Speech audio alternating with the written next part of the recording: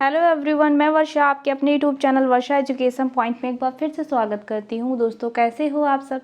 आशा करती हूँ स्वस्थ होंगे, अच्छी होंगे, आप लोग की स्टडी भी अच्छी चल रही होगी। तो दोस्तों, जैसा कि हम लोग अपने हिंदी साहित्य के इतिहास में आधुनिक कालखंड के अंतर्गत छायावाद को पढ़ना स्टार्ट किया था।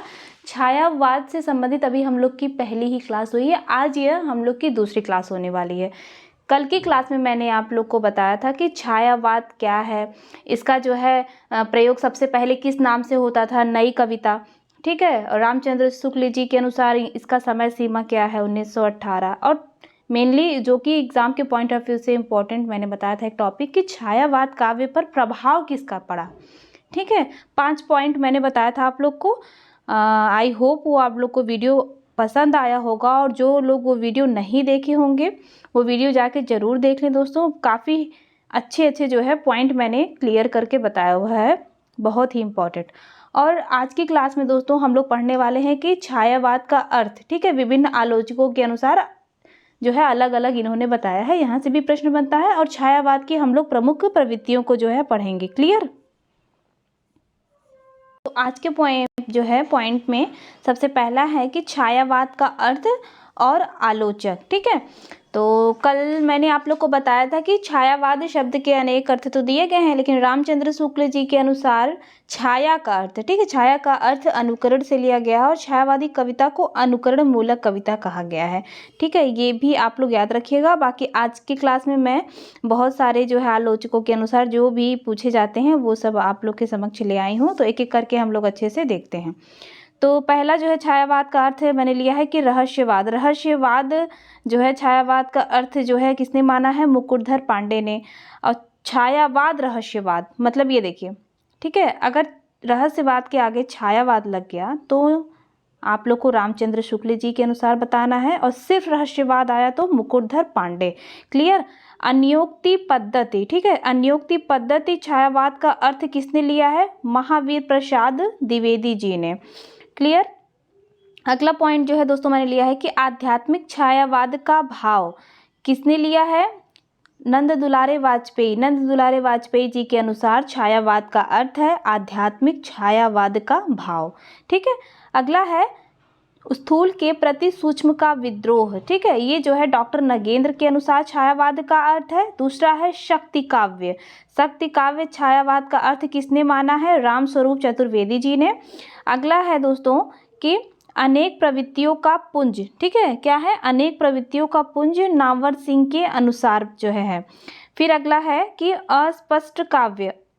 ये सब आप लोग को जो है दोस्तों देखिए कहीं एक जगह पर्टिकुलर नहीं मिलेगा, मैंने कई बुक से जो है छांट के जो है ये बताया हुआ है। मान के चलिए आप लोग को कि अब आप कोई भी गाइड जो भी आप लोग पढ़ते होंगे, पुनीत राय की, हाँ बहुत ही ज़्यादा, अभी एक है क्या, गोविंद चंद पांडे जी की, बहुत लोग पढ़ते होंगे, लेकिन इतनी सारी चीज़ें आप लोग को उसमें नहीं देखने को मिलेंगी।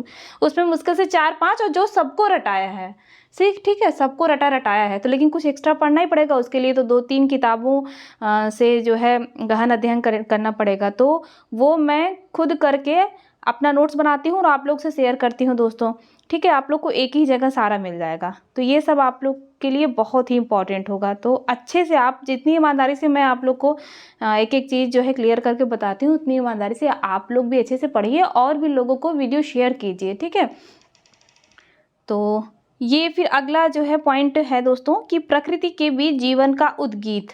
ठीक है, उद्गीत आ जाए तो महादेवी वर्मा आपको लगाना है। ठीक है, इनके अनुसार तो आप लोग जो है ये सब आप लोग याद रखिएगा। रहस्यवाद, छायावाद, रहस्यवाद, अनुयुक्ति पद्धति, अपने अपने ट्रिक के अनुसार। ठीक है, कोई बहुत जो है दिक्कत वाली चीज़ नहीं है, आराम से याद हो जानी है।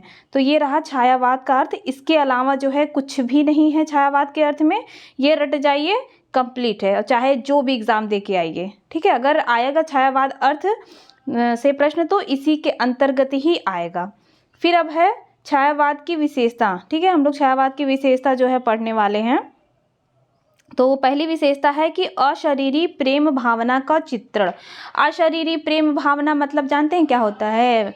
एक मिनट, सॉरी दोस्तों, थोड़ा सा ना कबाड़ वाले, सब्जी वाले सब मॉर्निंग में आते रहते हैं, तो ठीक है। तो मैं क्या बढ़ा रही थी आप लोग को, हाँ, पहला पॉइंट है कि अशरीरी प्रेम भावना का चित्रण। इसका मतलब क्या होता है, इसका मतलब होता है स्वच्छंदतावाद, या फिर बोलिए आप कि रोमांटिसिज्म, दोनों एक ही है। ठीक है, कंफ्यूजन नहीं होना है कि अगर रोमांटिसिज्म आ गया ये क्या होता है, नहीं, स्वच्छंदतावाद रोमांटिसिज्म दोनों एक ही है। ठीक है, स्वच्छंदतावाद के अंतर्गत ही आता है यह अशरीरी प्रेम भावना का चित्रण, गिव एंड टेक वाला प्रेम नहीं। ठीक है और बाकी तो सब लोग खुद ही समझदार हैं।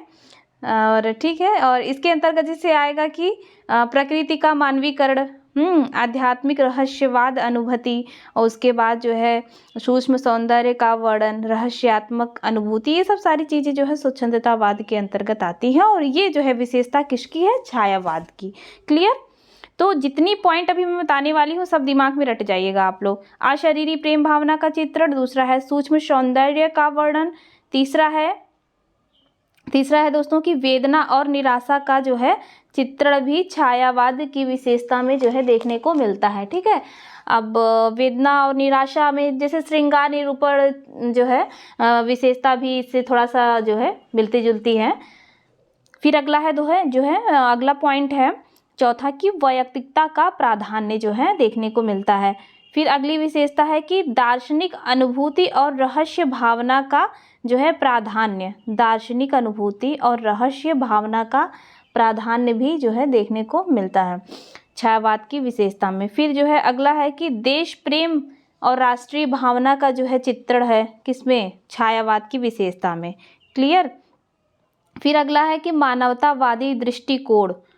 फिर अगला पॉइंट है कि प्रतीकात्मक लाक्षणिक शैली का प्रयोग। ठीक है, ये बहुत ही इंपॉर्टेंट पॉइंट है, प्रतीकात्मक लाक्षणिक जो है शैली का प्रयोग। और देखिए द्विवेदी युग की जो भाषा मतलब रही है शैली, वो जो है अभिधात्मक रही है। अभिधात्मक मतलब सीधी सरल सपाट भाषा जो कि तुरंत समझ में आ जाए। बट छायावाद का जो है क्या रहा है, तो दोस्तों मैंने बताया आप लोगों को कि द्विवेदी युगीन की जो भाषा रही है शैली वो अभिधात्मक रही है जो कि सीधी सरल सपाट भाषा कहलाती है। और छायावाद की भाषा होती है तत्सम प्रधान लक्षणायुक्त भाषा जो है होती है। ठीक है, छायावादी काव्य की जो विषय वस्तु शिल्प दोनों ही मतलब में नवीनता जो है देखने को मिलती है। इसमें लाक्षणिक भाषा का प्रयोग, प्रतीकात्मक शैली, ठीक है, ये सब जो है इसकी शैली में आता है छायावाद की जो है भाषा में।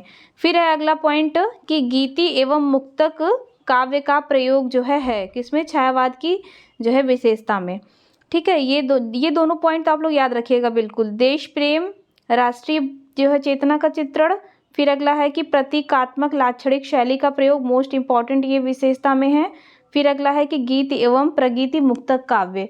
ठीक है, अब ये मान के चलिए जैसे कि इसमें बहुत सारे मतलब आप लोग को जो मैं छायावाद के अंतर्गत जितने भी कवि को पढ़ाऊंगी, जैसे बहुत सारे हैं, जयशंकर प्रसाद भी हैं, उन्होंने भी जो है भारत के अतीत गौरव के चित्र का अंकन करते हुए जो है देश की महिमा का बखान किया है। एक पंक्ति है कि अरुण यह मधुमय देश हमारा, जहाँ पहुँच अनजान क्षितिज को मिलता एक सहारा। ये सब जो है राष्ट्रभक्ति को उनके जो है दर्शाता है। और माखनलाल चतुर्वेदी जी का भी है काफ़ी सारा, इन्होंने भी जो है राष्ट्र भक्ति को अपने मतलब गीतों में चरम उत्कर्ष पर पहुंचाया है। पुष्प की अभिलाषा जो माखनलाल चतुर्वेदी की है कविता, तो उसमें इन्होंने जो है शहीदों के बारे में जो है बतलाया हुआ है।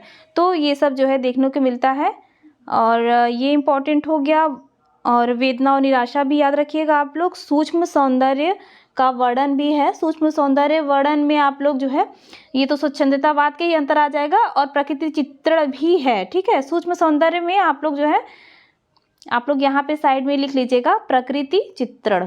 ठीक है, प्रकृति चित्रण, प्रकृति चित्रण, इसमें जो है मतलब आप लोग याद रखिएगा कि छायावादी कवि जो थे वह प्रकृति के कुशल चितेरे थे। ठीक है, छायावादी कवि क्या थे, वो प्रकृति के जो है कुशल चितेरे थे। इन जो कवियों ने प्रकृति पर मानवीय चेतना का आरोप लगाते हुए हंसते और रोते हुए भी काफ़ी जो है दिखलाया हुआ है। मतलब सुख का भी अनुभव करके उन्होंने बताया है और दुख का भी। तो मतलब दोनों कॉम्बिनेशन जो है प्रकृति चित्रण में जो है इन्होंने छायावादी जो है जो कवि थे, इसीलिए जो है इनको प्रकृति के कुशल चितेरे जो है कहा गया है। सुमित जो है उनका नाम आता है सुमित्रा नंदन पंत जी का। तो ठीक है, ये सब जो है कीवर्ड है दोस्तों, आप लोग याद रखिएगा छोटे छोटे, अगर पूरा सेंटेंस नहीं याद हो पा रहा है। और बाकी ठीक है, आज की क्लास यही समाप्त करते हैं दोस्तों। ये सब जो है ना पॉइंट, अब मैं इसीलिए तो आप लोग को अब आ जाते छायावादी कवियों को पढ़ाने के, उसमें बहुत सारे जैसे जयशंकर प्रसाद हैं, निराला जी हैं, पंत हैं, महादेवी वर्मा, वहाँ से तो प्रश्न आएगा ही अच्छे अच्छे, लेकिन ये सब भी जो है हम लोग को पढ़ना ज़रूरी है कि आखिर छायावाद है क्या, उसकी विशेषता क्या है। तो हमेशा से दोस्तों मेरी यही मतलब रही है शुरू से, जो जब भी मैं पढ़ा रही हूँ, चाहे जो भी हिंदी साहित्य का टॉपिक पढ़ा रही हूँ, बिना जो है उसकी विशेषता बताए, अर्थ बताए हुए जो है कवियों को नहीं पढ़ना चाहिए, क्योंकि एक फ्रेमिंग बन जाता है हमेशा। और आप लोग भी यही करिए, ये नहीं कि सिर्फ रचना वाला आ गया, हाँ जयशंकर प्रसाद जी की उन्हीं को पढ़ना है, कि नहीं, ये सब भी आप लोग को पढ़ना है, क्योंकि छायावाद बहुत ही इंपॉर्टेंट है, आधुनिक काल पूरा बहुत इंपॉर्टेंट है। ठीक है, और ये आप लोग रट जाइएगा छायावाद का अर्थ। ठीक है, तो आप लोग अच्छे से पढ़ाई करते रहिए। कोई डाउट होगा जो है दोस्तों कमेंट बॉक्स में ज़रूर बताइएगा, मैं देखूंगी और आप लोग को बताऊंगी। और क्लासेस कैसी लगी आप लोग कमेंट करके ज़रूर बताइएगा। अच्छे से पढ़ाई करते रहिए। तब तक के लिए धन्यवाद।